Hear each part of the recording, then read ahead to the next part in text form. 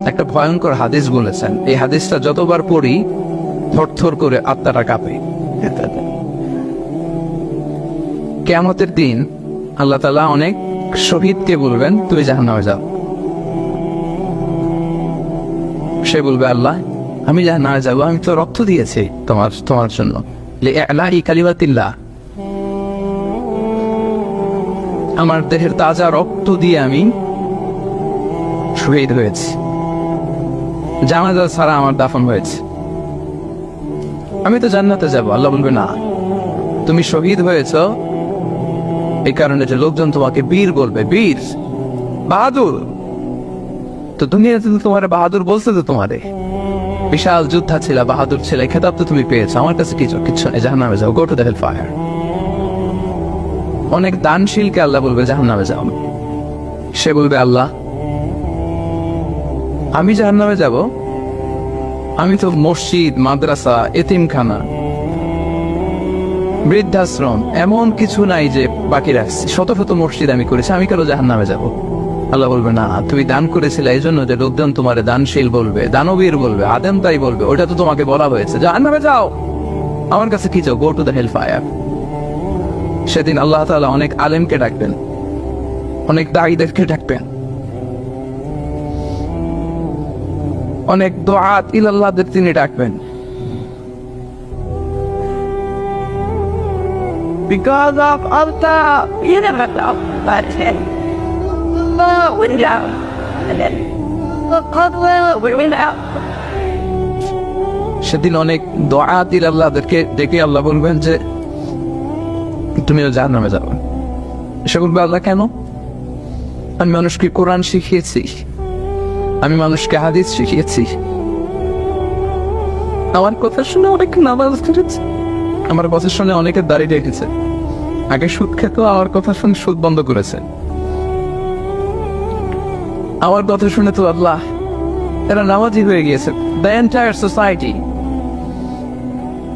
সুদ বন্ধ করেছে, নামাজ ধরেছে, তারা ফরজ যাকাত দিত, আল্লাহ আমি কেন জাহান্নামে যাব? আল্লাহ বলবেন, তুমি এই দাওয়াতি কাজ করেছো, লোকজন তোমাকে বড় আলেম বলবে, লোকজন তোমাকে বড় সেলিব্রিটি বলবে, লোকজন তোমার নামে তাকবীর দিবে, তোমাকে বড় আলেম বলবে, বড় দাঈ বলবে। এটা তো বলা হতো তোমাকে দুনিয়াতে, আল্লামা বলে ডাকা হতো তোমাকে, বাহারুল উলুম বলা হতো তোমাকে, জ্ঞানের সাগর, অনেক বড় দাঈ, অনেক বড় সেলিব্রিটি তোমাকে বলা হতো এই দুনিয়াতে। তো যা চেয়েছো তা তো পেয়েছো, আমার কাছে কি চাও? আমার কাছে তোমার জন্য কিছু নাই, go to the hell fire, তুমি জাহান্নামে যাবে। আল্লাহ এরকম আলেম হওয়া থেকে আমাদেরকে তুমি বাঁচাও। আল্লাহ লোক দেখানো মানসিকতা, এই শখ থেকে আল্লাহ তুমি আমাদেরকে হেফাজত করো। তাহলে 4 নাম্বার যে রোগ আমরা চিনে ফেলছি না, এটার নাম কি? রিয়া। নামাজ পড়তেছি, মানুষ আমার বড় মুসল্লি বলে, হজ করে আসছি যেন আমার নামের আগে আলহাজ লাগায়, যাকাত দিচ্ছি, যাকাতের শাড়ি লুঙ্গি, দানবীর, শিল্পপতি, এটা যেন বলে। জিহাদের ময়দানে গিয়েছি, ইসলামের জন্য মিছিল দিচ্ছি, যাতে মিডিয়াতে আমাকে সবার আগে দেখা যায়। আল্লাহ বলবে, go to the hell fire, জাহান্নামে যাও। এগুলো একটাও আমার জন্য করো নাই, তুমি যা চেয়েছিলে দুনিয়াতে তুমি সেটা পেয়েছো, আমার কাছে কি চাও? কিচ্ছু নাই আমার কাছে কখনোর জন্য, যাও। রিয়া মানে লোক দেখানো মানসিকতা, শো অফ মেন্টালিটি, এটা নাই কারণ।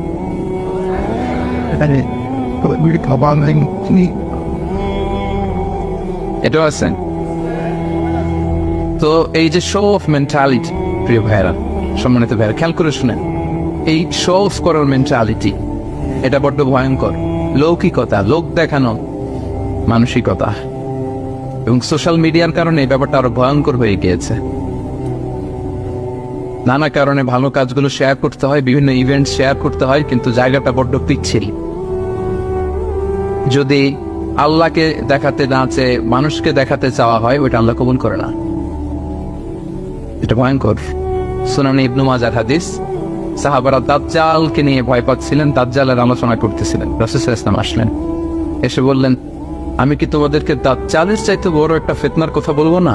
সাহাবারা বললেন, বলা ইয়া রাসূলুল্লাহ, বলেন।